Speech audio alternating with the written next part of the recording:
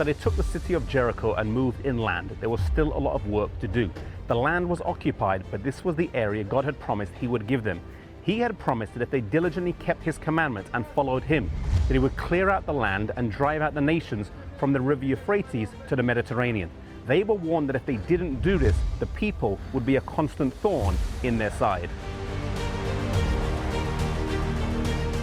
Sadly, they failed to heed the advice given them, and Judges 1 verse 28 says that they failed to utterly drive them out. They chose the course of ease, and they mingled and intermarried with the various heathen tribes around them. Soon heathenism and idolatry spread amongst the Israelites, and they served as captives in the land that had been promised them. The king of Mesopotamia, Eglon, king of Moab, the Canaanites and the Philistines all became oppressors of Israel. On each occasion, God raised up a deliverer: Othniel, Shamgar, Ehud, Deborah, and Barak. There was a cycle.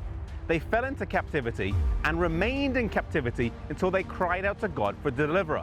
Then God raised up a judge who delivered them, and they were free from captivity, often as long as the judge was alive. Then when the judge died, they fell back into apostasy and captivity. So often this is the case with us. We have ups and downs in our spiritual lives, sometimes strong and sometimes weak.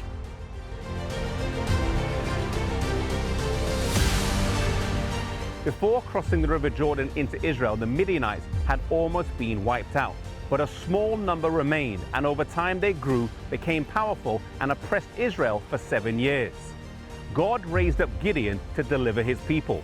Gideon was hesitant to take on the call and asked God 3 times to show evidence that he was with him. After whittling down his men from 32,000 to 300, he won the battle in the most extraordinary way. God was making a point. I am the one who has the power. Trust me and not yourselves.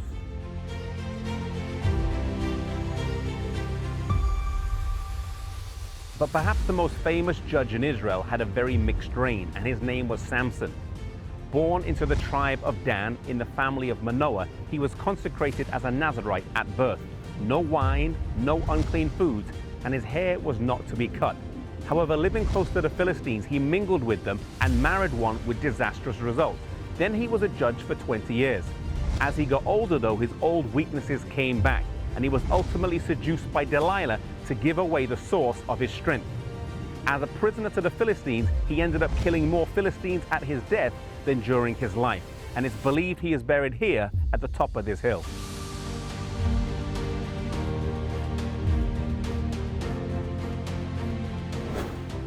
Many of the judges did have disadvantages. Ehud was left-handed, Gideon was outnumbered. Samson, though, did have physical strength, but maybe this contributed to his downfall because he trusted in his own strength rather than in the one who was the source of his strength.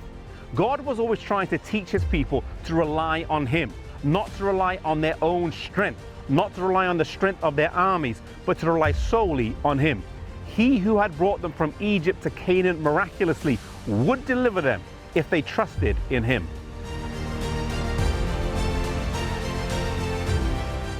God wants us to have a consistent walk with him, not one that goes up and down all the time, but for us to learn to trust implicitly in him based on how he has led either us or others in the past.